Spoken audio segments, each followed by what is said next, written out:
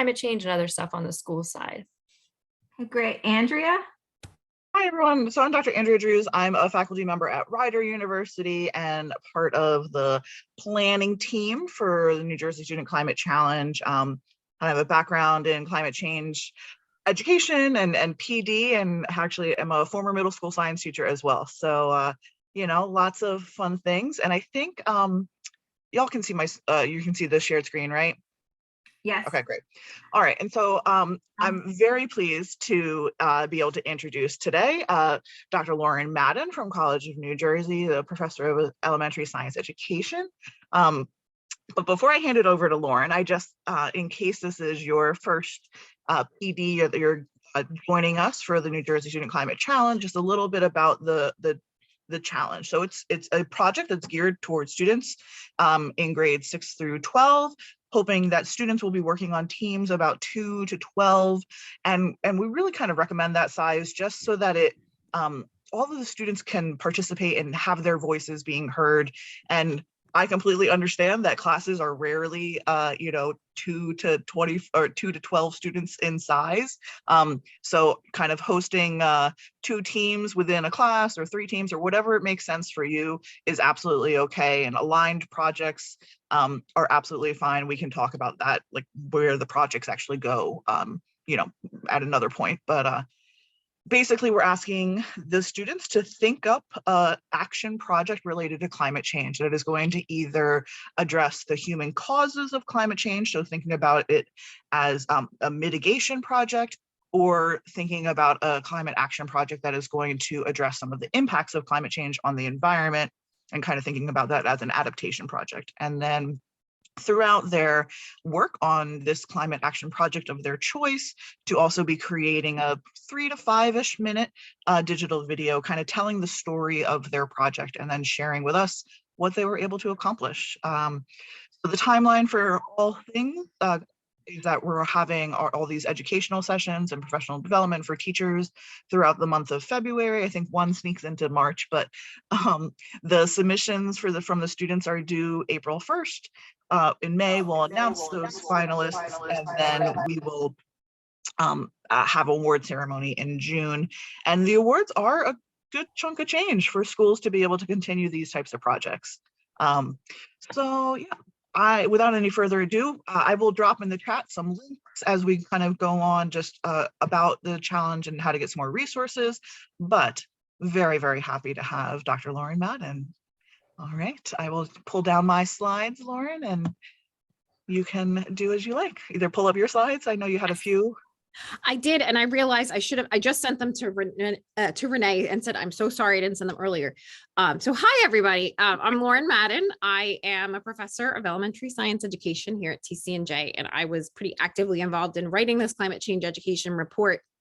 And I do want to say this represented a very different sort of approach to work and writing than I've ever had before. And as I think about, some of what Carolyn shared when we were chit-chatting earlier, that, this is a shift. This isn't just these little projects. We have to think differently.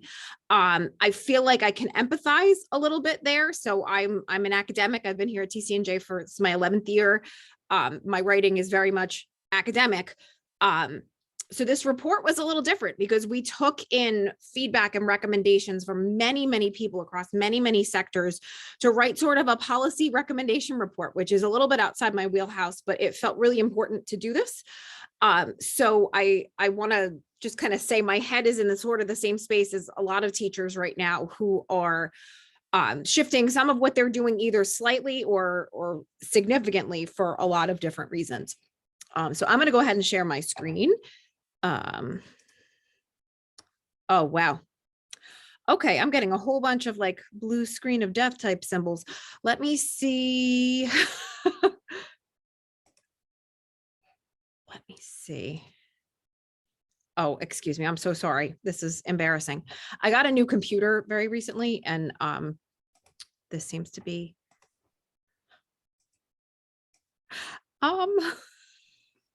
I could, if you just sent them to me, I could pull them up if you want. If you don't mind, yeah, that would be great. I'm so sorry. Wow. Let me try one more time.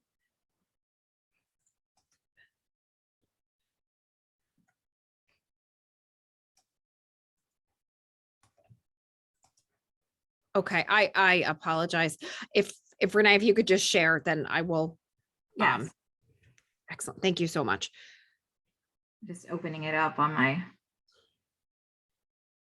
laptop.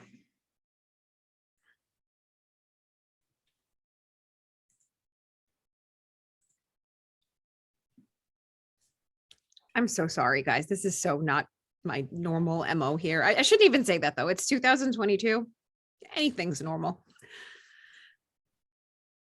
And I just have a few slides. I don't have too many here, really just kind of walking us through some of the process of how the report was written and what some of the major recommendations are and how we divided them into some bigger and smaller chunks. All right. Sorry, I just have to get back to, okay.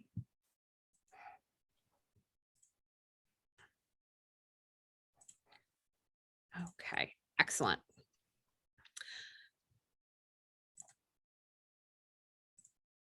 Okay, Okay, thank you so much. I you're welcome. appreciate your help. So anyway, that's me. And we're thinking about plans and recommendations for implementing climate change education. You go to the next slide.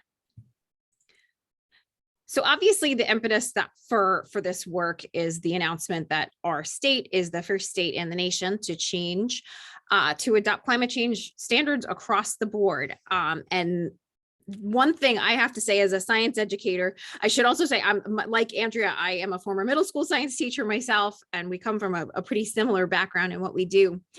We're a next gen science standard state. So we have been teaching climate change for some time, but not all grade levels and not in the interdisciplinary comprehensive way that these new standards mandate. This is a really exciting and progressive move. And I think for some people, it might seem a little bit scary.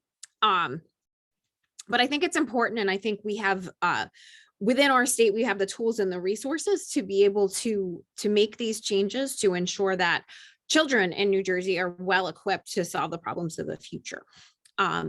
So those standards can be accessed right on the DOE website, where you can get through each of those different content areas. The ELA and math standards are not up for readoption just yet, which is why you don't see them there. But one thing to also keep in mind is our science standards are grounded in the next gen science standards, which have direct and explicit connections to ELA and mathematics for every single standard. So we are on board there. All right, you can move to the next slide. So, and preceding this, we had the great big report that came out, the scientific report on climate change in our state of New Jersey. And one of the things that I think we really have to think so carefully about is that we do see disproportionate effects of climate change in our state in many different ways compared to a lot of other places. Everything from flooding to sea level rise to changes in plant and animal populations to changes in air quality. We're seeing it across the board in our state in very magnified places. And it's also important to note that the effects of climate change in our state and around the world are not felt, they're not felt equally by all people. They're disproportionately felt by people of communities of color, low-income communities, and immigrant communities. So it's important that we keep that in mind when we think about who is affected by climate change in our state and who has access to ignore some of those effects, or not ignore, but to move around them. Okay, next slide, please. So First Lady Tammy Murphy met with teams of educators from across the state to develop and refine these standards. New Jersey School Boards Association and Sustainable Jersey together convened a climate change education thought leader committee. I'm glad I said those words slowly, which met pretty regularly to think about, okay, so we're going to do this. What are we going to do? What does it mean to teach about climate change in kindergarten PE, right? Like, what does that mean? When we're thinking about these really specific examples, who are the stakeholders that need to be involved in making these decisions? Who helps us get over the hump and make sure that teachers who might not have felt prepared or comfortable with this content are ready to teach it? So this committee met for quite some time. And they asked me, as a person who's not a member of the committee, but an outsider, to sort of take in all of their disparate recommendations and put them together in a report. So over several months, what we did was I started just by asking, what are the top 3 most important things to consider when we think about climate change education in New Jersey? And we got some results in a survey, and then we iterated a second time, and we looked for some general trends and themes and asked folks to comment on it, and kind of went back and forth until we came with a pretty succinct list of recommendations that we felt comfortable moving forward with. Once the report was written, or at least written-ish, we worked with folks at Subject to Climate, who I will mention later. They're an online content connector, which is a really great tool to give teachers at this point across the country access to high quality climate change education resources. And we will have some New Jersey specific information on there, which I think is especially important for teachers in our state, along with New Jersey Audubon and National Wildlife Federation, for really thinking about carefully curating resources so that teachers don't feel overwhelmed. You can move to the next slide. So this is the cover of the report, and we believe it is going to be officially released on February 28th. There's going to be a press event at 2 p.m. And our overall vision is to ensure that all teachers, students, and educational leaders in New Jersey understand climate change and are empowered to develop solutions to climate-related problems. So that's the overarching vision that I think we all walked away feeling like was the important takeaway for everyone. Lauren, I'm sorry, did you say it has not been released yet, or it has just been?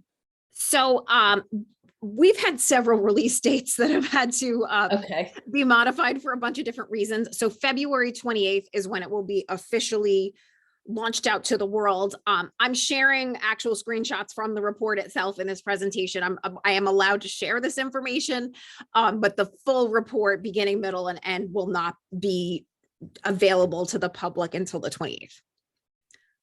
And we can put as an action item to email a copy of the report to everybody, all the teachers that signed up for one of our sessions or registered for the climate challenge, just so that you have access to it immediately.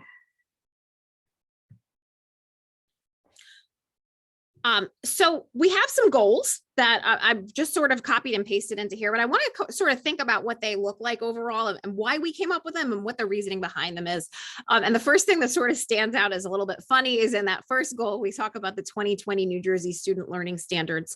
And that's just to be clear that given the crazy context that we've all been living in over the last few years, it was not practical to roll out these new standards at the beginning of this current school year that had so many question marks around it to begin with. So they will be rolled out officially September 2022. They're available to access right now, but they are technically part of the 2020 New Jersey Science Student Learning Standards. So we want to make sure that all New Jersey public school teachers are prepared. We want to make sure that we're not just talking about teachers and children. There are school community issues here that we need to think carefully about. We want to make sure that families understand what we're talking about. We want to make sure that we're making great connections with our administrators, our school board members, and community partners. This is a wonderful opportunity to make our schools and our communities really important living labs to give tangible firsthand experience to teachers and children within their schools to make connections within their communities and within their own buildings to ensure that we're addressing the climate change problems that are affecting our students and teachers directly. We want to encourage as much collaboration within various stakeholders in the communities throughout this whole process. We really see this as a pathway to green collar careers for older kids and a way for children to connect with their world around them for the younger guys. And I guess that's for everybody. But we really want to make sure this is a holistic approach and not something that's here's a 2-hour training for each teacher. You're done. You're climate changed. You're ready to go. We want to look at this in an integrative, holistic perspective. Like I mentioned earlier, we want to use an equity-focused approach to ensure that the neediest schools and districts receive the financial and logistical support for climate change education implementation. So what the heck does that mean? A lot of schools that end up getting big grants to do wonderful things are schools that have teachers who have time to write those grants or even grant writers to do so.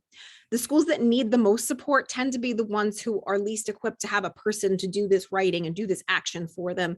So we want to make sure that as we roll this out, it's not just the people who already are well-resourced to do these things, but everyone that gets access to high quality professional development and curricular materials moving forward.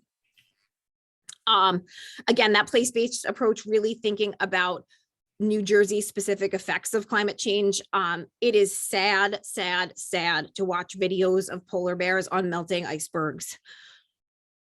But it's sadder to think about how these effects are in everyone's life here day to day in New Jersey, to see what happens when a native plant goes away because an invasive plant grows much better with this hotter climate and takes over whole fields. We have really great firsthand examples here in our state. And we want to keep those the priority. And then finally, we want to provide multiple entry points for school and teacher autonomy. This does not need to look the same in every building and every classroom across the state.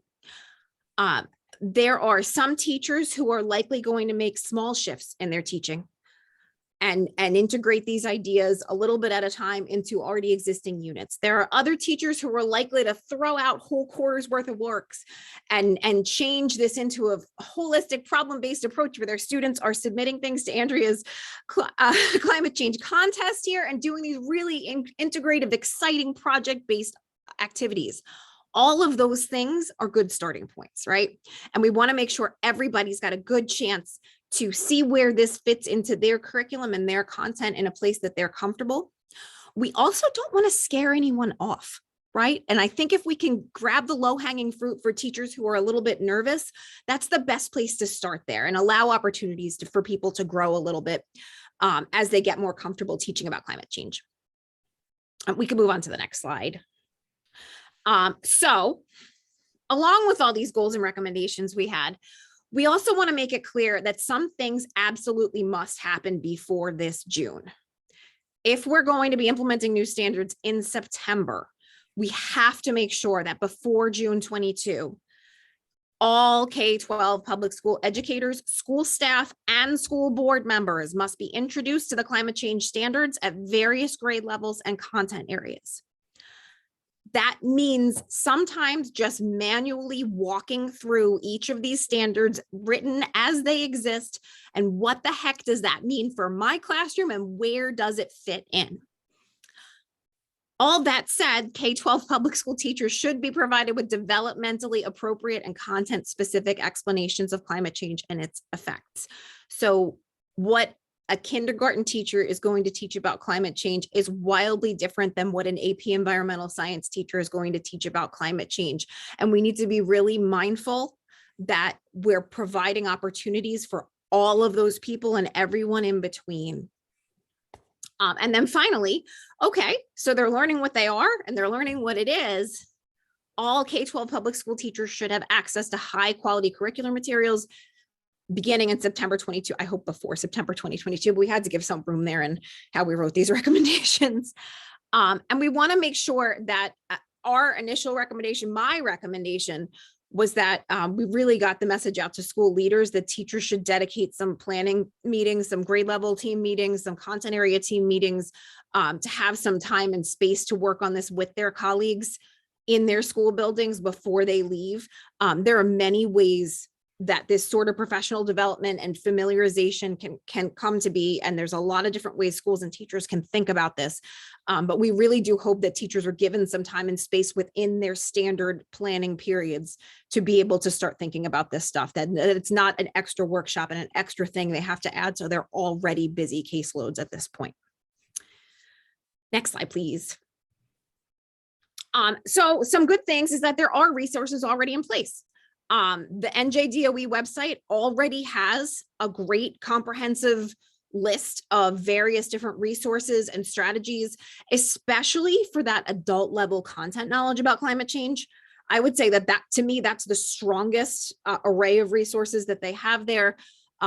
Links to some great webinars and TED Talks and things like that. There's also some instructional strategies and curricular units and highlights of great things that are already happening. These are a wonderful starting point. and a great place to look if you're really feeling, I don't know where to start. This is the best place to start. But it's not fully comprehensive. I think this is not a resource on its own that you could use just on its own, but it is a wonderful place to start. And we want to just acknowledge that the report recognizes that, and we think it's really important that anything that goes on in terms of curriculum development or professional development for teachers starts with what's existing on the state DOE page. Next slide, please. So within the report, I'm not going to walk you through screenshots of every page of the report. I just sort of want to get to, we have 4 key categories where we made suggestions and guidelines, and those were professional learning, curricular resources, community-based climate change education, and then finally support from school boards and administrators. And I have to say, when I mentioned earlier that this was a different kind of writing for me and a different kind of task for me to tackle, the other piece was when I think about what happens in schools, I really mostly think about what happens within the space of classrooms. I think about teachers and children within those 4 walls, and maybe sometimes in the teacher's lounge when they're co-planning together. But for me, thinking really about, okay, let's take a step back. What's happening at that administrator level, at that school board level? What are the policies in place that are allowing those classroom practices to happen, and making really clear connections along that entire continuum to make sure that this is a successful endeavor. So we divided everything among these different categories to make sure that we were clearly addressing each of those different areas. Next slide, please. So the but how, right? And when and what is this going to look like?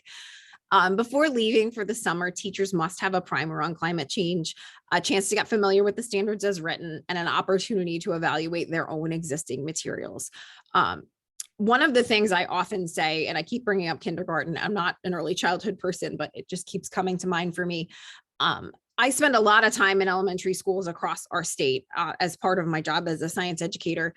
And almost universal is great attention to weather in kindergarten. Almost every kindergarten classroom has a wonderful weather chart and weather unit and discussion of weather changes throughout the year and comparison of seasons. This is something that that most kindergarten teachers do really well. They do a really nice job with it. It's a small tweak to add the difference between weather and climate to that kindergarten instruction, right? By the end of the school year, when you're making these comparisons and looking at the charts and graphs you've created over the course of a year, that's a small move. And there's probably 20 other examples in 3rd grade when kids are using maps and geography and thinking about how coastlines have changed and why those things have happened. These are small tweaks. They're not huge tweaks, but they're really good opportunities to think about how we can integrate climate change education into what we're already doing well. And there's a lot of places that we're already doing things well. And I think we need to come from that perspective here and look at the assets that exist in our schools. And like I said, it's an urgent need, and there's a lot of ways to do this. We also are not kidding ourselves, and this is not a sometime between now and June, everybody gets a little something and they're good to go. Ongoing support is necessary for at least 3 to 5 years following the adoption. Teachers and schools need continued access to high quality professional learning, continued resources and databases of curricular items and tools, and continued building connections with local businesses and government agencies and nonprofits. There's so many assets that our communities have. And I know as an educator, I have been guilty of working with TerraCycle one semester and the project bombed and we never followed up and did it the next year. And that wonderful connection was severed. And I think we need to make sure it's not just more PD or more curriculum, it's more relationships. And it's more continuing to see our classrooms and our communities as living laboratories and places for learning to happen that really helps this to become an effective initiative. So we talk about continuing that growth. And again, thinking about ways that our school communities can continue to be involved in climate change across the board. There are great ways our communities are able to be involved and that we're not necessarily taking advantage of. Next slide, please. But we've got some really good things down the pike, right? There's a lot of good partnerships coming aboard here. And one of them is Subject to Climate, which I mentioned earlier. If you haven't had a chance to just peruse their website, it is a very elegantly designed, easy to use tool where you can search by keyword, by grade level, by content area, by type of resource. It's a very simple, straightforward place to go. And it's something that I find has been really useful. Having searchable, easy to find tools is a really important marker to have. I keep going back to when my own teaching went to fully remote. I read an article on Cults of Pedagogy about making sure to curate instead of dump. And it's really important that when we share resources, we are curating really good resources. And if you read any of the Cult of Pedagogy work, Jennifer Gonzalez is a genius. And she talks a lot about what a curator does in an art gallery and how there are really purposeful selected resources across the board that tell a story altogether and allow the visitor to not feel overwhelmed by here's every single thing this artist ever did. I do believe that Subject to Climate has a similar approach to what they do. If you search on a given keyword, you're not given 200 results. You're given a handful of results that will make sense, that you could kind of pick and choose what works well in your classroom. We're not saying that this is a perfect resource by any means, but they do have the ability to help teachers feel less overwhelmed by what's out there. I do have to say there's more connecting the dots to happen. The various professional groups, the NCTM and NSTA and all of those groups also have good resources for climate change education that exist, that have been vetted by other folks, and should be connected if it's possible to kind of get things back and rolling there. Subject to Climate's only been around a couple of years. It's amazing what they've done in such a small time frame. But I think the other piece that's critically important here is that there are teachers who are experienced working in classrooms with actual real life children that are looking at these lessons and tools before they go up on Subject to Climate's page. And I think that's really important that we know that they're usable and they're practical to put into play into a classroom. We're not putting things out there that are so far out in left field. The teachers have to completely reinvent the wheel. At the same time, they're also adaptable to your own environment. So if you can look at something and say, that's a great activity, but I'd never do it in that order in my classroom, there's ways to pick it up and do that. So in any case, that's something that is coming down the pike and we're really looking forward to it. They're recruiting teacher fellows now, and I believe we have one on the call with us today. Who are these folks who are going to serve as these expert practitioners who can really give that important feedback about whether things make sense to use or not. So that's a tool that's up there too. I have been talking for at least 30 minutes now, I think. I think it's time for me to quiet down a little bit and take any questions. I don't know that I'll have all the answers, but I really love to hear what other folks have to say as we think about moving on with these recommendations. Are you done with the slides, Lauren? Yes. Okay. Great. Thanks. Yeah, Carolyn, please jump in. Yeah, you can just unmute. Okay.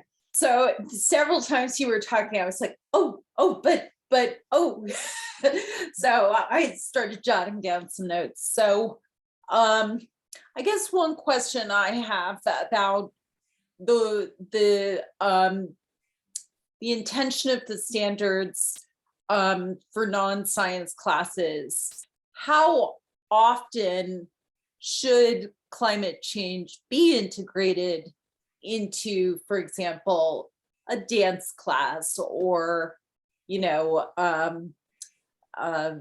don't know, an English class, for example, when there's a lot of other kind of demands on teachers in terms of covering, different areas and content and so on?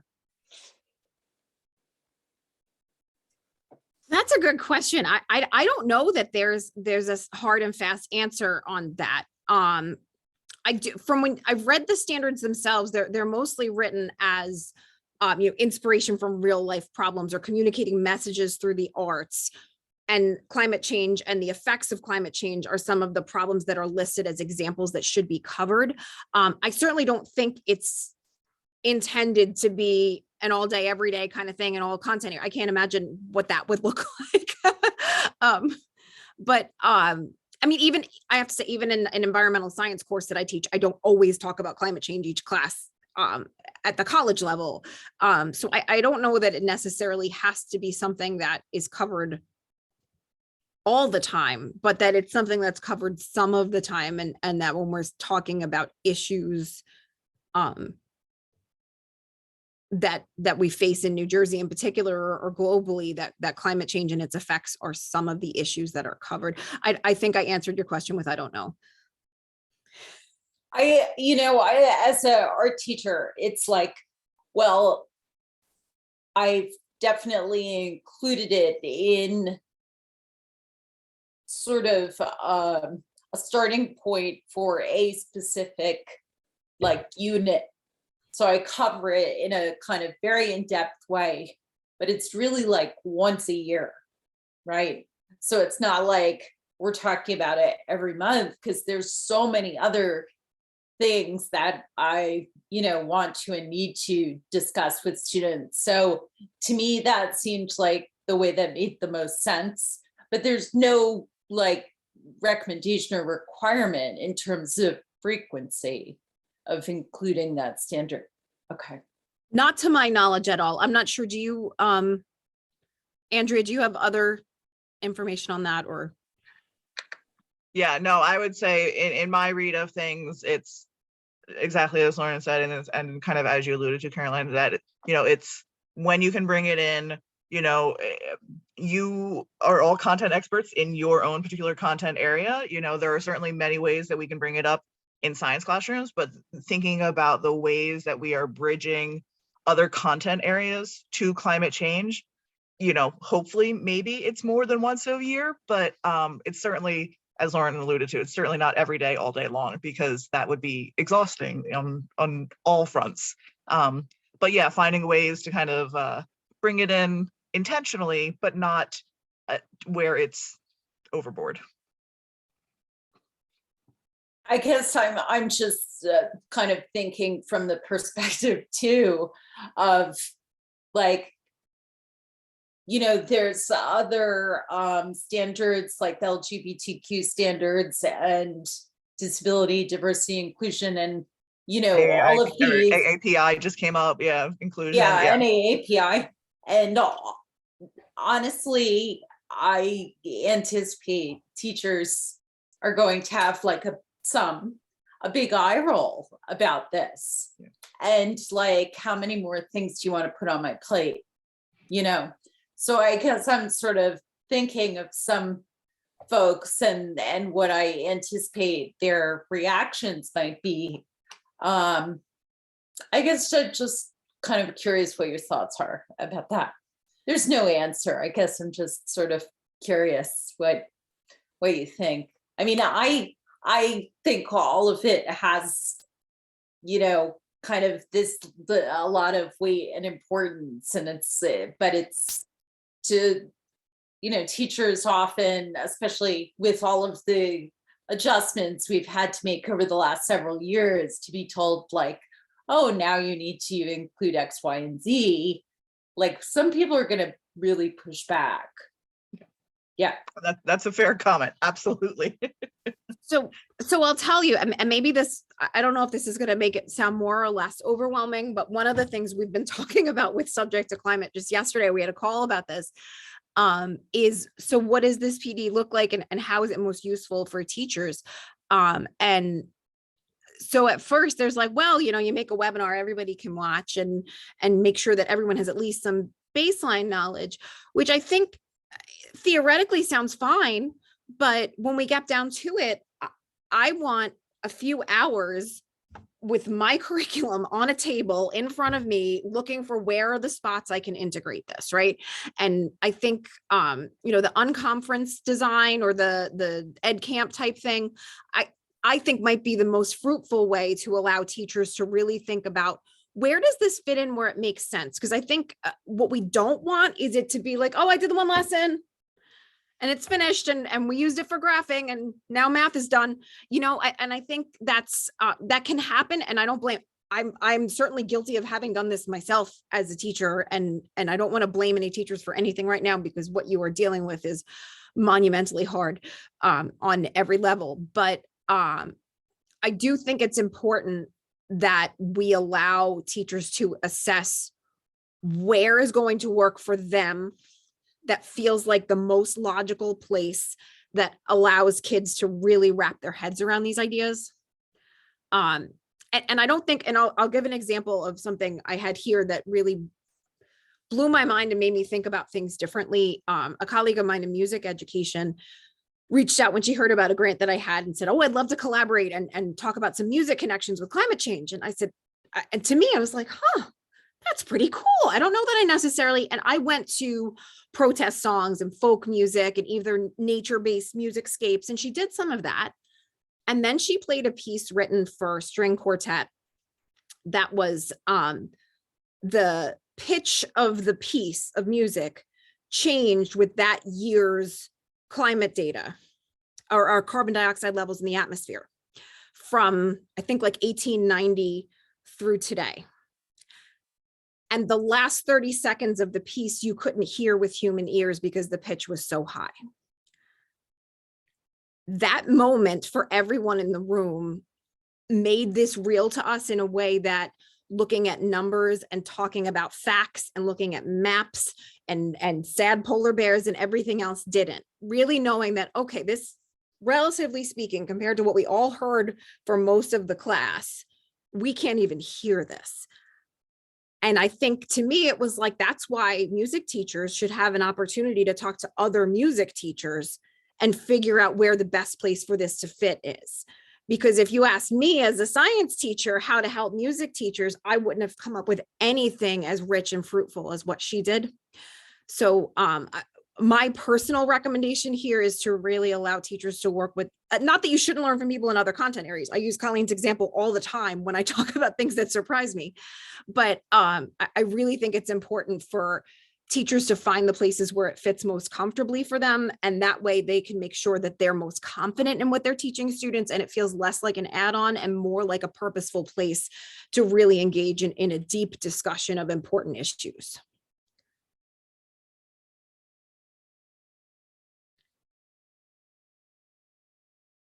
Any other questions or anything? Caroline, you said you had a couple, or Melanie? Yeah, go for it, Melanie.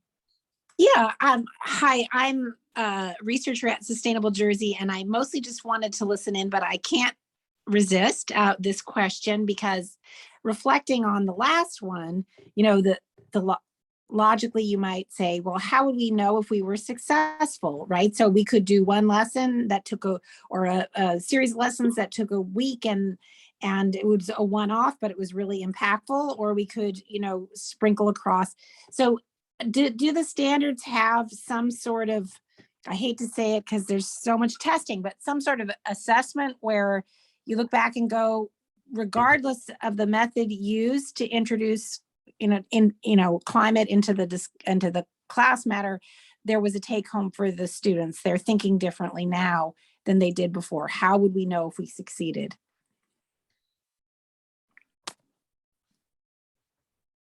So our recommendation in the report was really to allow teachers and schools to do some sort of school level self-assessment on that, as well as maybe some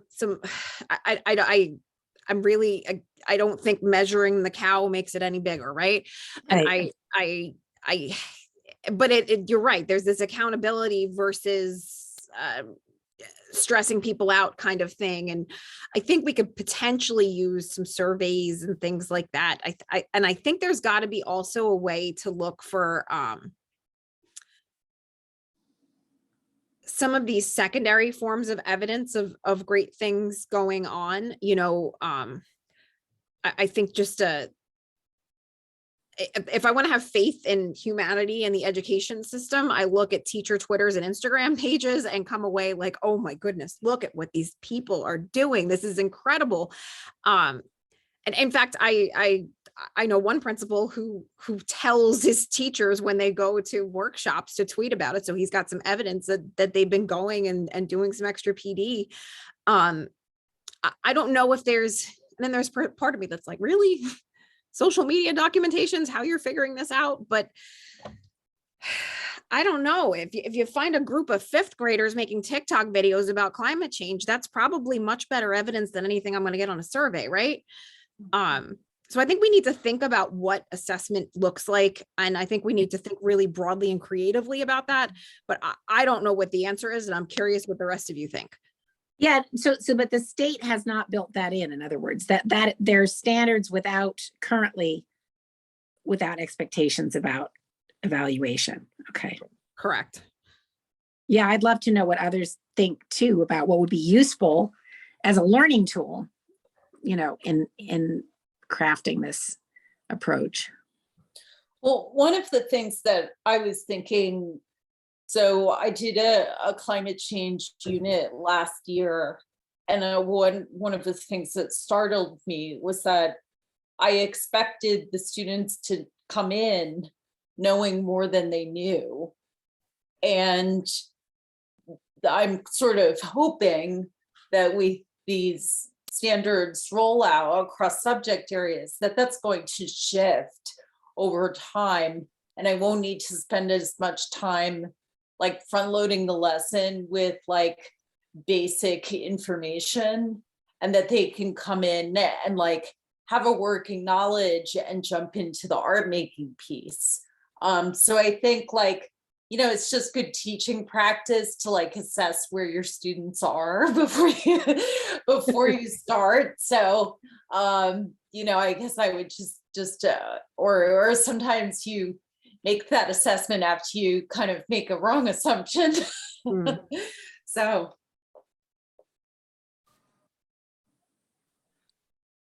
Yeah, I mean, I would guess, that there's not going to be one simple solution, because as we're hearing, it's going to be so nuanced that, when every district has its own curriculum, sure, we all have the same standards, but every district's following its own curriculum of what is being taught when, and different things like across the different content areas and disciplines and developmentally readiness for different age groups, that there's never going to be, I think, one solid instrument to be able to say, students are now climate literate. I mean, I think that's what we're all going to be striving for, but I think it's going to be measured in so many different ways that I don't think the state will ever be able to put one definitive marker out there for schools to be able to say, check, we're done, kind of move on. And I don't know that I would want them to be able to say, check, we're done, because this is clearly an evolving crisis that our students need to be thinking about, not only the scientific phenomena of it, but thinking about it as this is the new reality that they're all going to be, working within, living within in the future. So considering many different aspects of it. So I would advocate for a more nuanced, kind of holistic, and I even hesitate to say the word evaluation, but kind of check-in kind of measurement of that newfound climate literacy that we're hoping comes out of these standards and these efforts. I also think that I often talk about not sacrificing the good for the perfect. I think especially right now, it's okay to not sacrifice the okay for the good either. And I think a lesson is better than 0 lessons. And I think an article during a current events reading time is better than 0 of them, right? And I think that and if that's happening, as an educator, I believe wholeheartedly in comprehensive, interdisciplinary, holistic instruction that looks at the whole phenomenon in a lot of different directions with conceptual connections across content areas and grade levels and articulates into the community. That's sure that I believe in that in my heart of hearts. But you know what? I think 5 or 6 one-off experiences over the course of a year in different content areas doesn't hurt. Right. And if nothing else, that sets you up for when you're in 5th grade next year and the teacher who's doing the wonderful integrative unit. And that sets you up for when you're in 9th grade art with Miss McGrath, that you've had you've heard enough things in the background that you've got that pump primed a little bit. And I worry that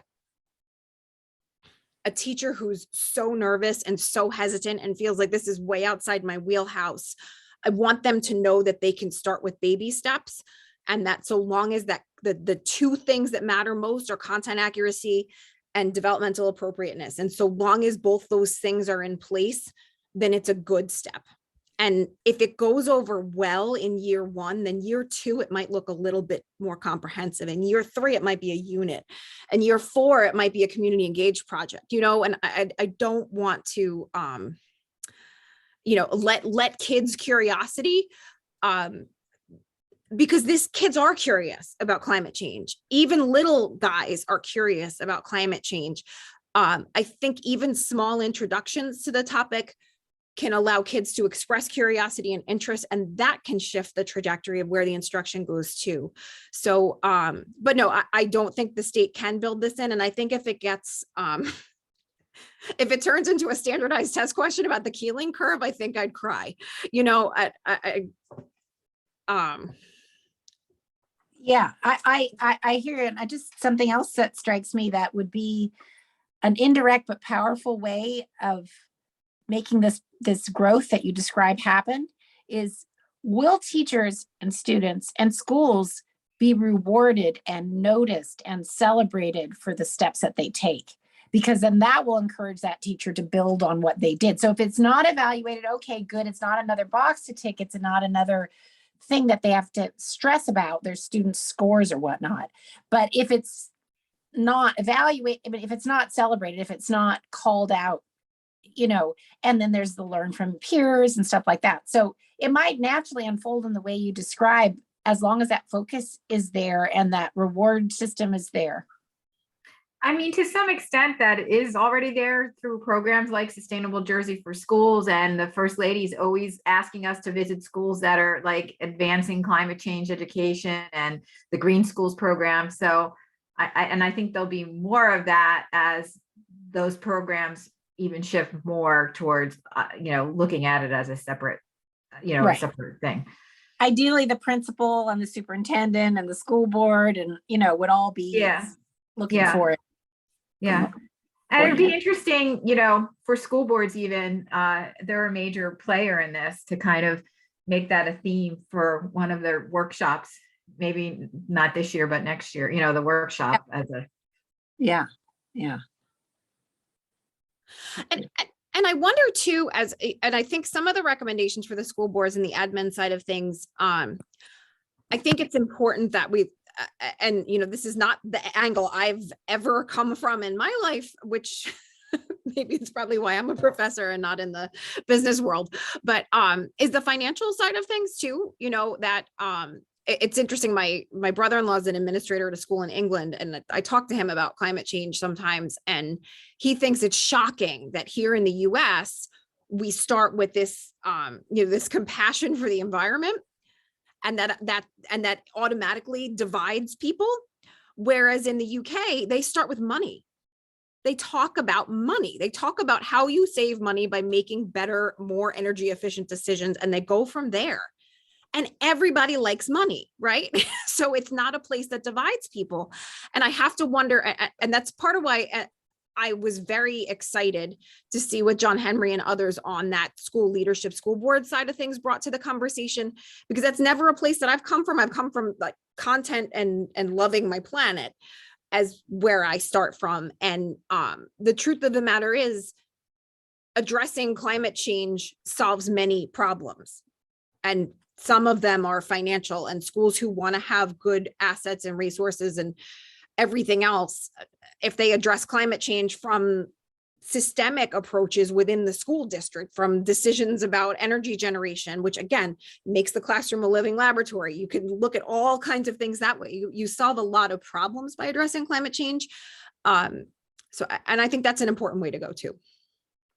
But I think that's why it's important that the standards as well, especially out the non-science standards, build in flexibility to not only drive from, you know, the teacher's own content expertise, but community expertise and knowing the stakeholders in the community, and that there's not one way to teach about climate change in art, in math, in in consumer science, all these different ways of bringing in, and that the students, the community, the content, and building those bridges, in whatever piecemeal kind of like iterative approach year after year after year is what's going to make the most sense, and be the most effective long term as well. That it's not, like Lauren said, it's not like a one-off, like, oh, I had this huge project and it totally flopped and I'm never going to try it again. Like, we don't want that. So, kind of bringing it in ways that whatever angle, whatever perspective is appropriate for the audience, developmentally speaking, but also kind of community oriented, I think is a really important component of these standards and these opportunities that we have in climate change education, that it doesn't have to be, here is the one perfect lesson for all first graders to learn, because there's not one. In my opinion, there's not one. So I think having that flexibility is really important. Mhm. So we only have a few minutes left. I wanted to see if Tara wanted to say anything.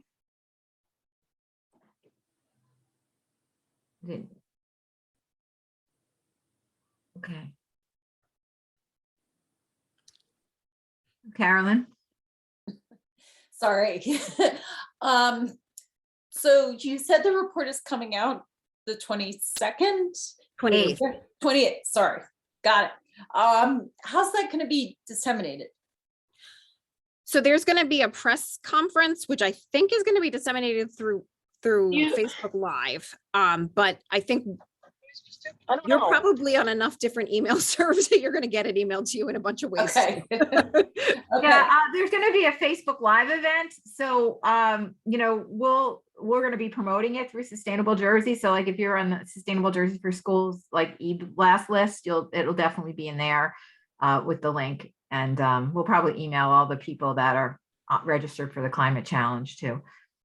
Okay. Yeah. Are there people? Tara, did you want to say something?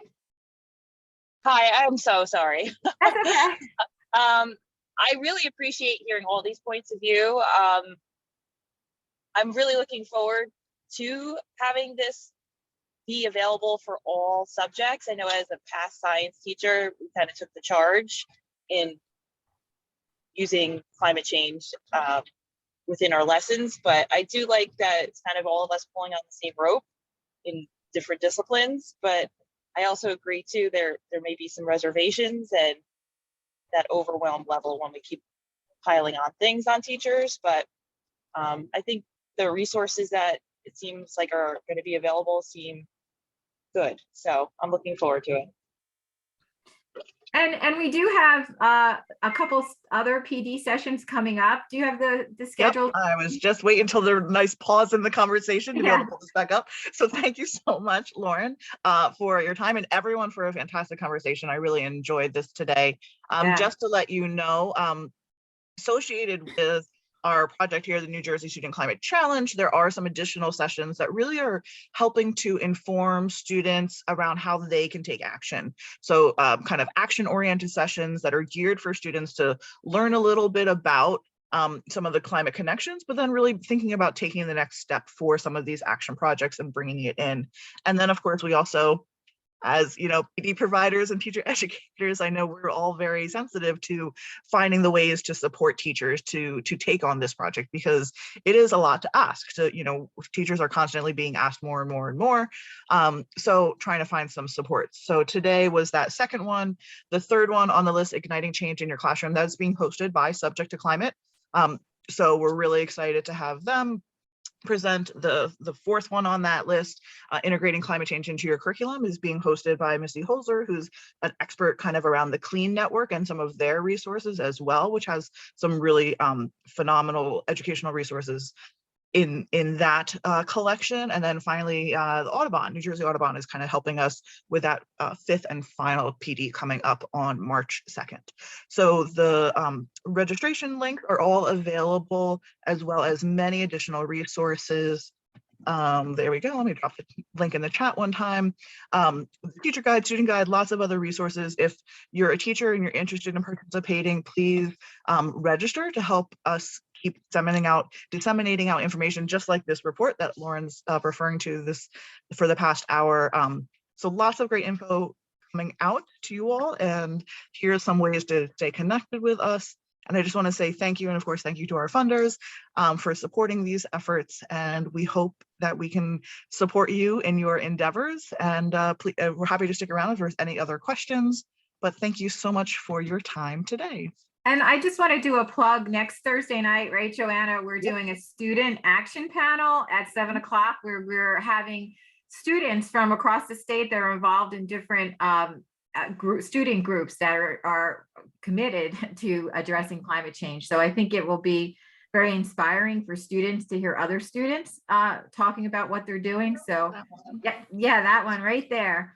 So sorry, my annotating skills are not that strong, but there you go, that one. we'll be promoting that in our e-news, our on all our channels, but also emails directly to the teachers that are registered for the climate challenge. Awesome. Any other questions or anything that we can, let me stop my share. Anything else we can address at this time? Thank you so much, Lauren and Tara. Yeah, thank you, Lauren. I think Carolyn had one last question. Okay. Just one quick question. Is there, I guess one of the things I think about, like our school district doing, offering professional development, and certainly like having that time to think about integrating it into the curriculum is a great suggestion. But I also wonder if there are who out there might be offering PD to come to kind of just, kind of get everybody on board first. So I will say that that's one of the things that Subject to Climate is working really hard on generating those lists of existing resources and PD providers. I know that they recommend the American Museum of Natural History's tools and team there, and somewhere else that I don't remember, somewhere based in California. But all that said, we will, there's going to be access to lots of existing resources and some things that will probably come straight out through the Subject to Climate pipeline as well, in terms of teacher background information. And again, the stuff that's up on the NJDOE site is a really great starting point. Like in terms of adult level background knowledge, it's a really good place to start. I guess I meant like a person. Oh, somebody to come in. Yeah. And probably more information coming that way. Okay. Yeah. Okay. When the choreography, you know, I she's on know. the bridge. Oh, No, she's on the bridge. you're not in the choreography. No, we are. We're not there. Like I know our district likes to bring in speakers to kind of kick stuff off, and yeah, absolutely. Were you thinking of ACE? Are you familiar with them? I don't know. That's Yeah, the ACE. they're Minnesota, yeah. Yeah. Or no, Oh, is that the I thought they were. there's Climate California. Gen, and then there's, Alliance for Climate Education, but they changed the name now. So it's, what is it? Action for Climate Emergency. Mhm. Yeah, they're still Midwest. Yeah. I'm blanking Oh, where. okay. And a lot of the like colleges and universities have programs like that you could bring people in, like professors and things like that. And I think in your district, Tina Overman is a facilitator for one, I can't remember which organization, but It's the Climate Reality Project. yeah. Yeah. And I think that's a place to look too. Yeah. Especially for Here- content. I just want to make a little bit of a plug for us, which might be of interest to you all. So last year we did our first Green Week, and we had I think Lauren, you know about that maybe. So we had a series of events. It was both in the schools, after school, in the evenings. We connected with community groups. So that was our first year that we did, and we were focusing on environmental justice and sustainability last year. This year we're focusing on climate change, and I got a grant to bring Harriet Sugarman, who worked with Climate the Mama. Climate Yeah. Reality Project. So she's going to be working with all of the students in the district, one day, and then she's going to be doing an evening program that's open to the community that'll be on Zoom. So welcome all of you to come to that, you know, or anybody that I really feel like that emotional kind of more like, how do you deal with the, you know, difficulty of talking to kids about these really hard issues is something a lot of people probably would welcome. So That's So awesome. if Yeah, you're no, she's open- fantastic. Yeah, and if you're open to outside people, please send me the information and we can post it on the Sustainable Jersey for Schools website. And that would be fantastic. I'm bummed that our district has told us we're not participating in Sustainable Jersey at this time, which is something I can't control, but that's okay. It doesn't matter. We'll be happy Okay. to promote it, and you can come to all our programs and Okay, participate in the good. climate challenge.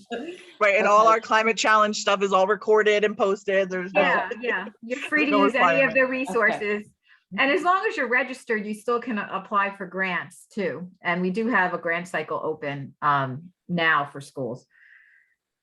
If you go on our website under grants. we just got a really super great grant it was 2020.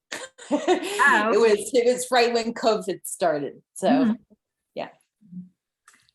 Okay. Thank you, everyone. Yeah, just in yeah. interest of the time, just noticing the time, but be respectful. Thanks so much. Feel free to reach out to the bit.ly or New Jersey Student Climate Challenge on the Sustainable Jersey for Schools website, and lots more information there. Thank you so much for your time. We appreciate it.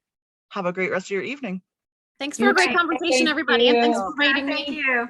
Thank you, Bye. Lauren. Yeah. Bye. Bye.